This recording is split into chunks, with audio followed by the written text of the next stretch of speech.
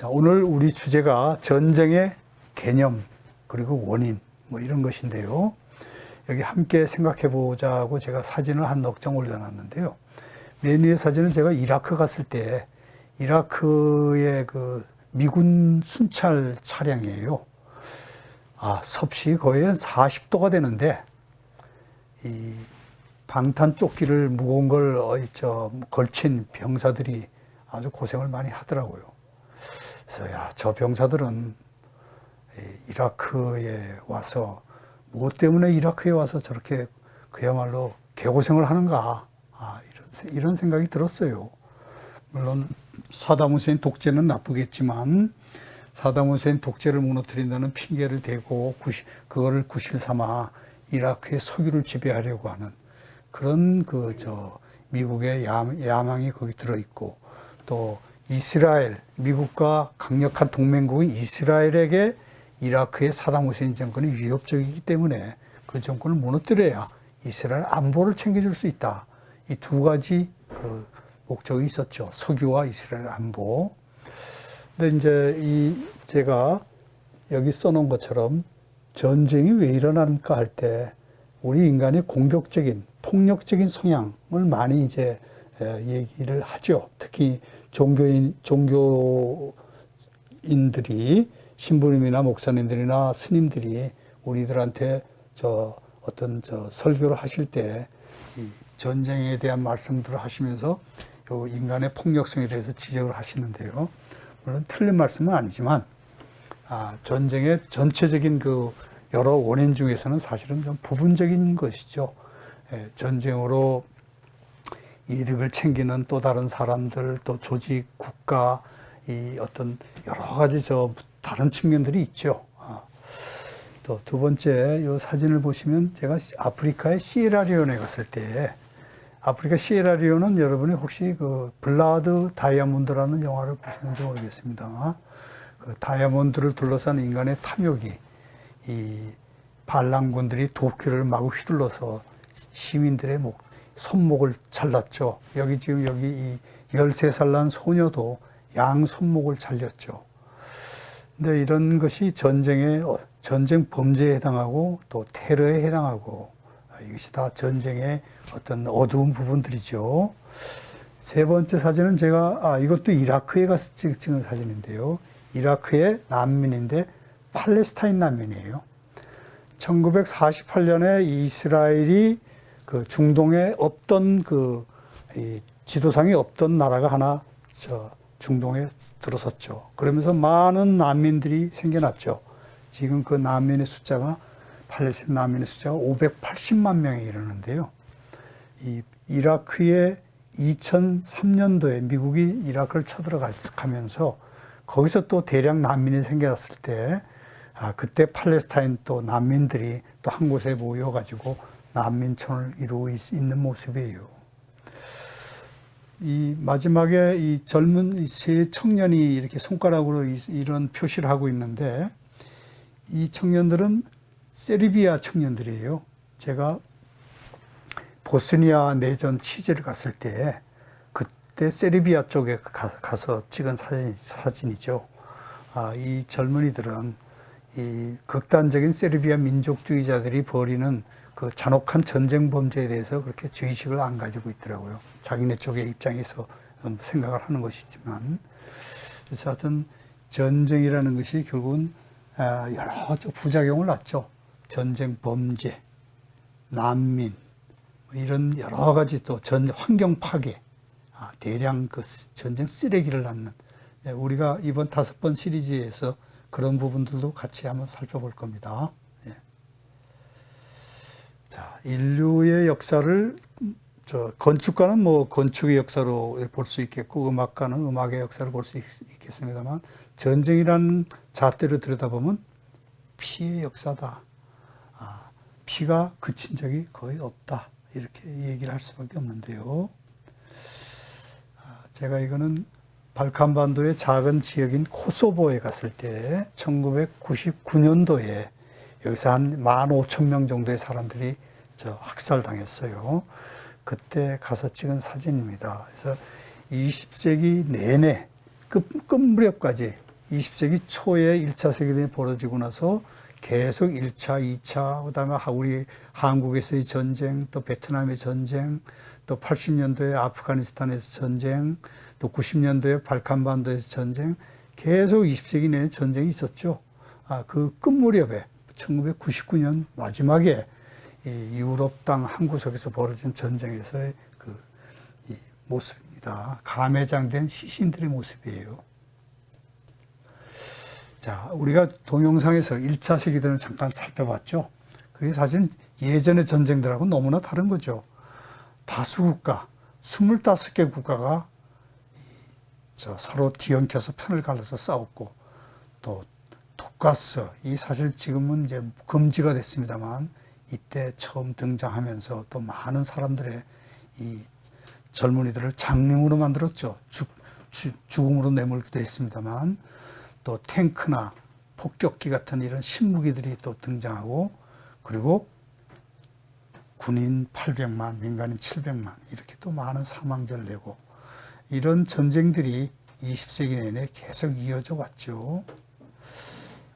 탱크가 처음 나오고 폭격기도 이렇게 본격화되고, 독가스로 이렇게 많은 사람들이 눈을 잃고 뇌신경을 또 다치고, 그래서 이런 걸 쓰고 트럼프 놀이를 하고 있는 사진입니다만, 말까지 이렇게 채워놨습니다. 그리고 아까 제가 잃어버린 세대, 로스트 제너레이션이라는 말씀 드렸는데요.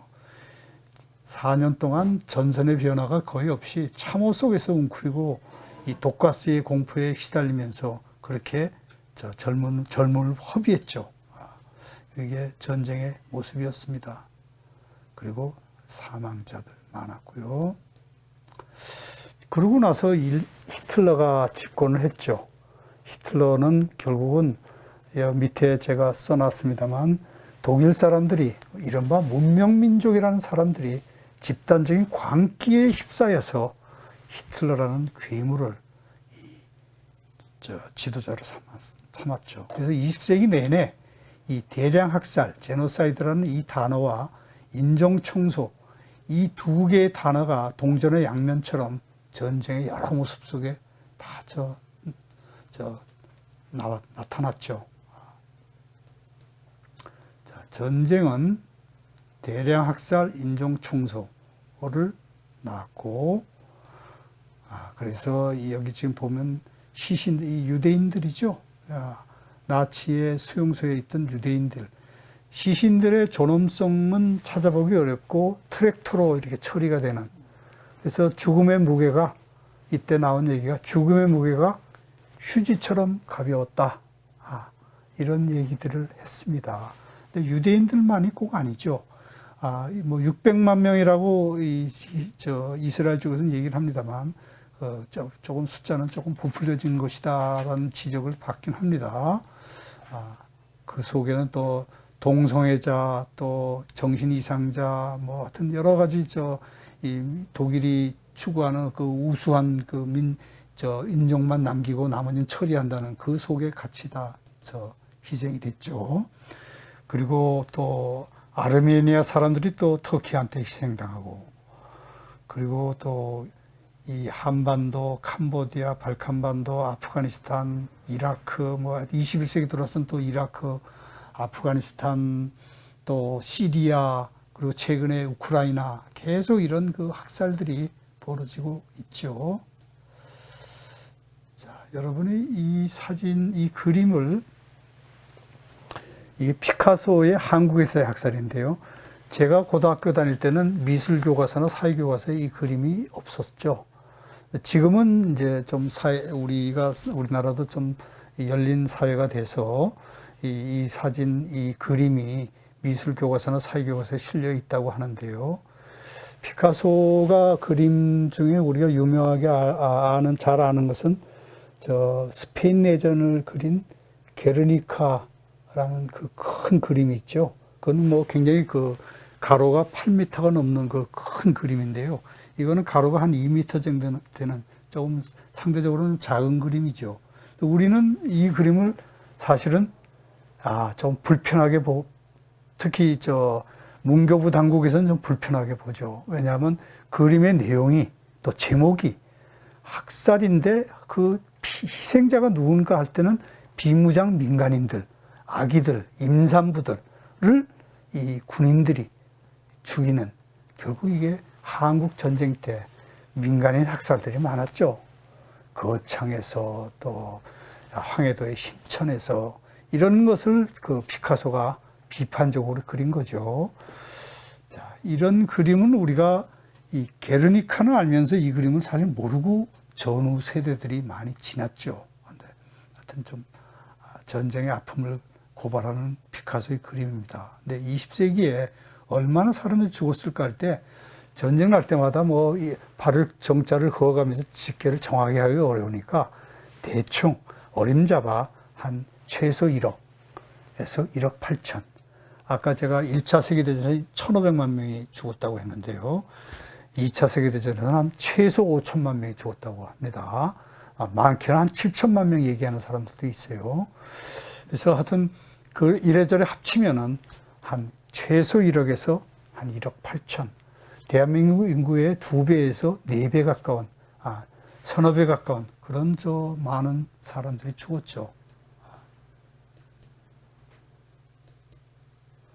근데 문제는 전선에서 싸우는 군인들보다 민간인들이 훨씬 많이 죽었어요.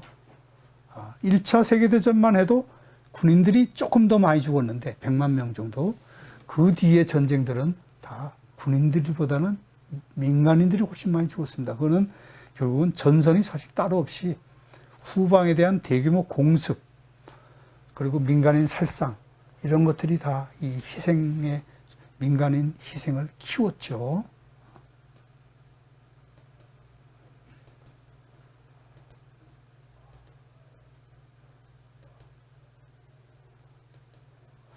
자, 그래서 우리가 20세기, 지난 세기를 우리가 평가할 때 19세기에 우리가 잘 아는 산업혁명이라는 게 있었죠. 그러면서 기술의 발전이 있었고, 그 기술의 발전이 의학의 발전도 생겨나고, 식량 생산도 늘어나고, 그래서 멜더스 같은 사람들은 식량 위기가 올 거다. 인구는 기회가 없어져 죽는데 식량 생산은 산술적으로 느니까 대량 기회가 생겨날 거다. 이런 얘기를 우려를 했지만, 그게 사실은 이제 틀린 걸로 드러났죠.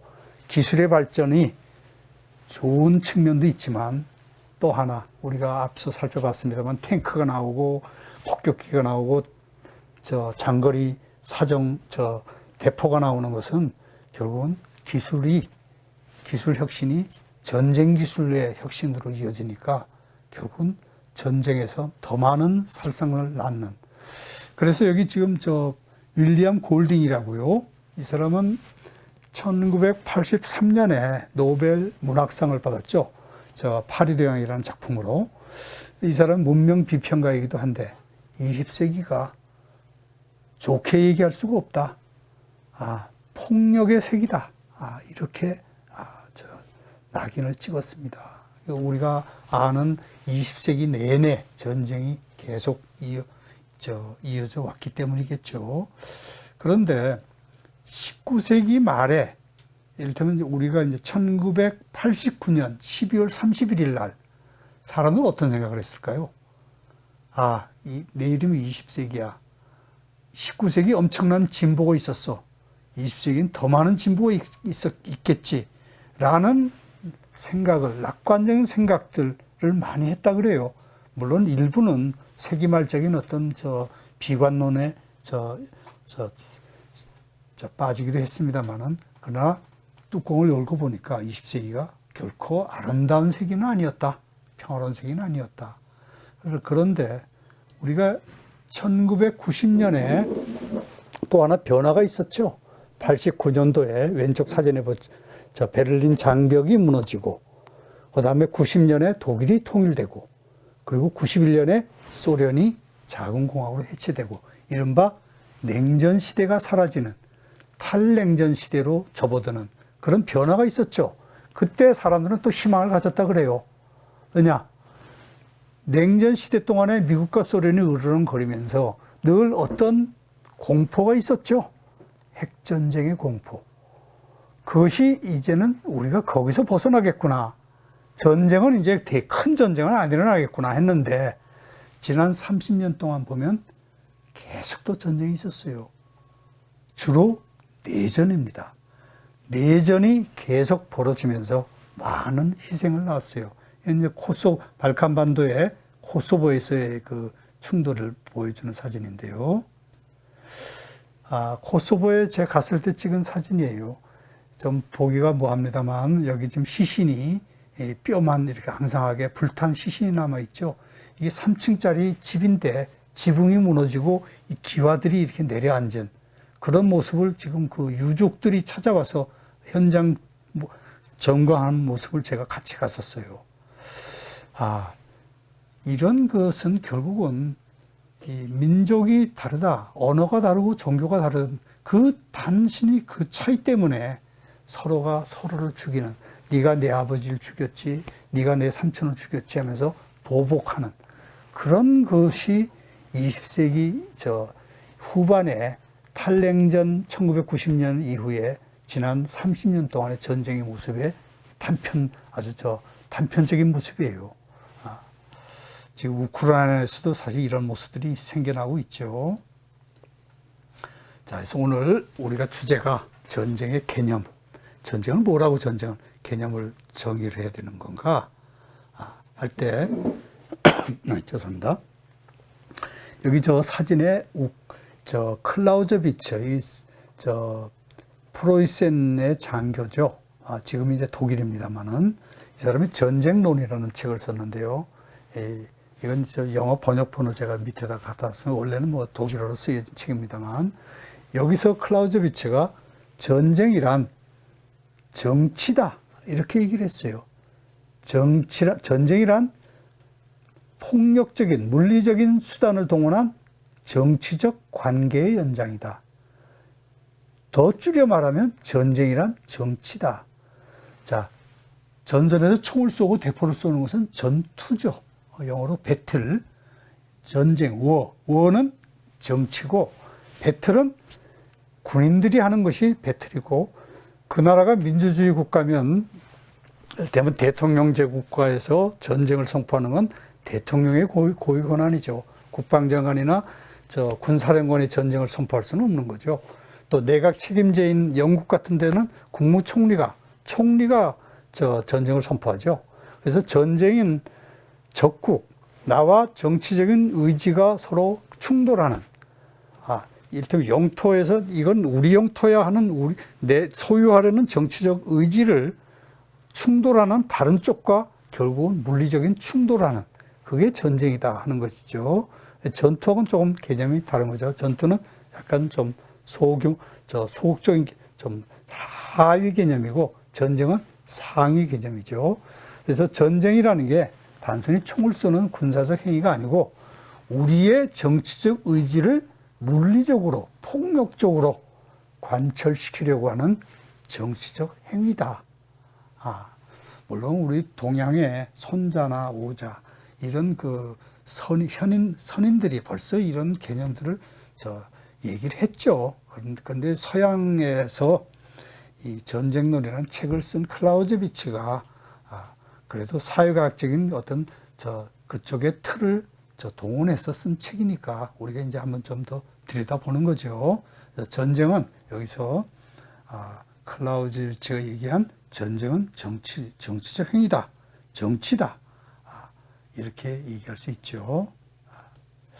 그런데 이제 그거는 클라우저비츠는 질적인 전쟁 개념정이고 양쪽으로는 얼마나 죽어야 될까 할 때 사진에 시프리 영감이라고 이제 2022년도에 영감이 시프리라는 게 여기 오른쪽에 보시면 스톡홀름 국제평화연구소를 가리키는데요. 여기서 해마다 군비 군축 국제안보 영감을 냅니다. 여기서 작년에 2021년도에는 얼마만큼의 전쟁이 났다고 할 때 그 기준이 있어야 될 텐데요. 그 기준을 전쟁 연구자들이 일찍이 세워놓은 그 기준을 따릅니다. 1년에 1,000명.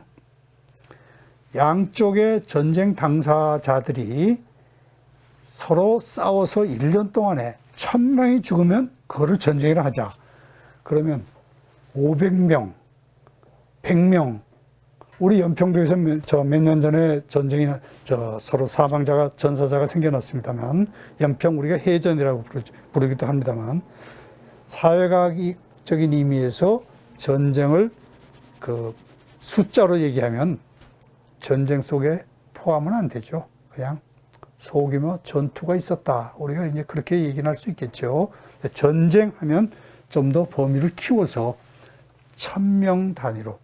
그렇게 해도 전 세계에서 해마다 10개에서 20개 사이에 전쟁들이 벌어지고 있죠. 만약에 기준을 한 500이나 100명으로 낮추면 엄청나게 숫자가 많아지겠죠. 그래서 우리가 21세기의 첫 번째 전쟁은 뭐라고 할까 할 때는 미국이 9.11 테러 뒤에 2001년도에 9.11 테러 뒤에 아프간을 쳐들어간 거. 이게 이제 국가끼리의 전쟁입니다만, 그것도 이제 전쟁이라 할 수 있죠. 참 사망자가 훨씬 많이 생겨났으니까요. 여기 이제 사망자의 도표를 이제 집계를 해놓은 게 있는데요. 2차 세계대전 뒤에 갑자기 사망자 숫자가 확 올라갑니다. 50만 명. 이게 한국전쟁, 우리 땅에서 벌어진 전쟁이 여기에 상당수 기여되어 있죠. 한국전쟁이. 한국전쟁 숫자도 사실은 정확하게 아무도 사실 알 수가 없어요. 실종자도 많고, 또 학살된 사람들도 있고, 전선에서 죽은 사람들도 있고, 뭐 여러 가지가 있어서 이 공식 국가기록원에서 얘기하는 숫자는 137만 명이라고 얘기하는데, 보통 한 300만 명 정도로 어림잡아 얘기를 합니다. 뭐 많게 얘기하는 사람은 500만 명을 얘기를 해요. 근데 뭐 그렇게까지는 좀 아니더라도 적어도 한 200~300만 명 수준의 사망자가 생겨났을 것이다 하는데요. 이때 이렇게 숫자가 그래프가 올라가죠.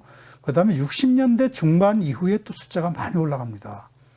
우리가 베트남 전쟁을 이때 기억하면 떠올리면 되죠. 물론 아프리카, 아시아 곳곳에서 전쟁이 작게 났습니다만, 한국전쟁, 베트남 전쟁, 그리고 또 80년대에 또 그래프가 확 올라가는 거는 아프가니스탄에서 또 소련군이 지지하는 아프간 정부군과 그거에 맞서 미국이 지원하는 이슬람 전사들, 무자헤딘이라고 하는 그 전사들 사이의 전쟁이 이 아프간에서 또 많은 사상자를 냈죠. 그리고 여기 숫자는, 여기 그래프는 여기로 옮겨서 좀 더 확대를 했는데요. 90년대 들어와서 소련이 해체되고, 그리고 발칸반도, 유고슬라비아에서 또 많은 또 사람들이 전쟁으로 죽었죠. 보스니아, 크로아티아도 물론 한 10,000명 죽었습니다만은, 또 아프리카도 물론 여기에 들어갑니다. 그 다음에 20세기 들어와서, 21세기 들어와서 또 그래프가 확 올라가죠. 여기가 아프가니스탄이죠. 아프가니스탄. 그리고 또 이라크. 이게 다 여기에 또 포함이 됩니다. 여기 다 이라크, 아프가니스탄, 또 아프리카도 물론. 그러고 나서 갑자기 2011년도 이후에 그래프가 또 확 올라가요. 여기가 시리아죠. 물론 아프리카도 있고, 아시아에 또 미얀마 같은 데도 있습니다만은, 여기에 이 주요 그래프가 10만 명 넘는 이 사망자를 낸 주요 지역이 시리아죠.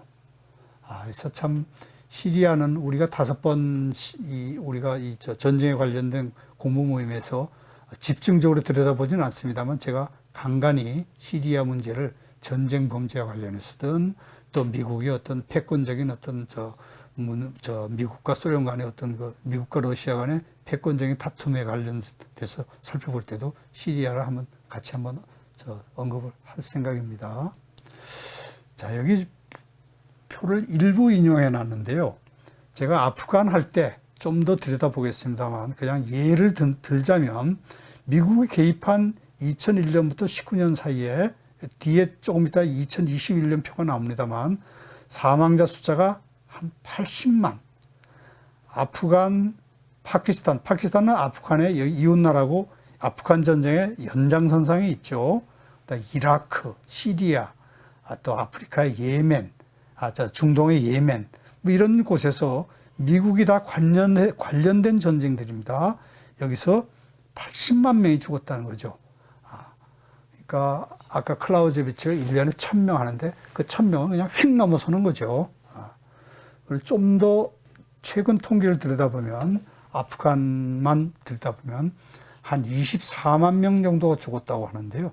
이것도 숫자가 굉장히 보수적인 숫자예요. 실제로는 이보다는 훨씬 배는 될 거다. 이렇게 얘기를 합니다. 그래서 하여튼 이 전쟁으로 이렇게 많은 사람이 죽는구나, 이런 우리가 생각을 할 수가 있죠. 그리고 앞서 시프리, 스톡홀름 연구소에 해마다 내는 보고서에 2019년도, 20년도, 21년도 이렇게 세 해에 걸쳐 우리가 살펴볼 텐데요. 19년도에 전쟁 사망자가 12만 명, 10,000명 이상 죽은 데가 시리아, 아프간, 예멘. 자, 그리고 나머지는 또 1,000명 이상 죽은 곳이, 제가 멕시코를 빨간 글자로 써놓은 거는, 멕시코는 이건 일반적인 전통적인 의미의 전쟁이라기보다는 범죄와의 전쟁이죠. 또 카르텔, 마약 카르텔끼리 서로 싸우면서 사람들이 많이 죽어나가는 그런 곳이죠, 멕시코가. 근데 19년도나 2020년도나 크게 차이는 없어요. 다만 시리아가 전쟁이 국면이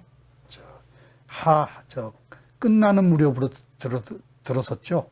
안타깝게도 여러분이 알다시피 시리아는 아랍의 봄, 2010년도, 11년도에 분 아랍의 봄으로 민주화 투쟁이 벌어졌습니다만은, 안타깝게도 이 민주화를 요구하는 시민군이 졌죠.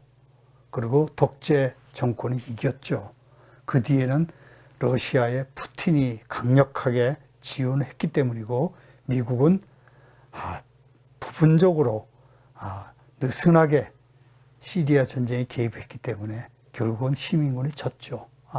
하여튼 2020년도는 시리아가 빠지고 아프가니스탄, 예멘이 10,000명 이상 죽은 것으로 이렇게 돼 있고요.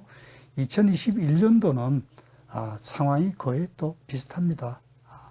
여기 지금 제가 나라별로 안 써놨지만 똑같다고 보시면 2020년하고 똑같다고 보면 되고요. 아프가니스탄, 그 다음에 여기 미얀마. 여기 어디죠? 여기 미얀마가 아니고 여기가 미얀마죠. 제가 말씀을 잘못드렸습니다. 미얀마에서 또 군부하고 일반 민주화를 요구하는 사람들하고의 투쟁으로 또 사람들이 많이 죽었죠. 자, 여기 한번 보시죠. 전쟁이 왜 벌어지는가? 앞에서는 이제 전쟁의 개념을 살펴봤는데, 전쟁이 왜 벌어지는가? 이 부분은 잠깐 한 5분만 쉬다가 할까요? 네. 예, 그렇죠. 반대하지 않으시죠?